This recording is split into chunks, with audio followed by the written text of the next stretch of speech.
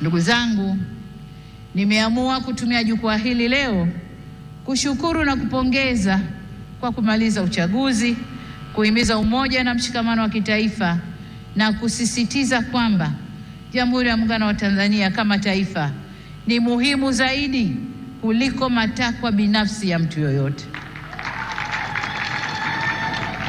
Masuala ya mwelekeo wa kazi za serikali kwa miaka 5 ijayo na ufafanuzi wa kina wa hatua zitakazochukuliwa kutekeleza dhana ya kazi na utu utatolewa katika hotuba ya uzinduzi wa Bunge la 13 la Jamhuri ya Muungano wa Tanzania. Baada ya kusema hayo, niwashukuru wote kwa kujumuika nasi kwenye tukio hili muhimu na la kihistoria. Nimepokea pongezi kwa heshima kubwa, na sasa safari ya kuwatumikia Watanzania kwa kipindi cha pili cha awamu ya 6 inaanza rasmi. Nawashukuru wananchi wote wa Tanzania, na ni imani yangu kwamba tutashirikiana ndani ya safari hii. Asanteni sana kwa kunisikiliza. Mungu ibariki Afrika.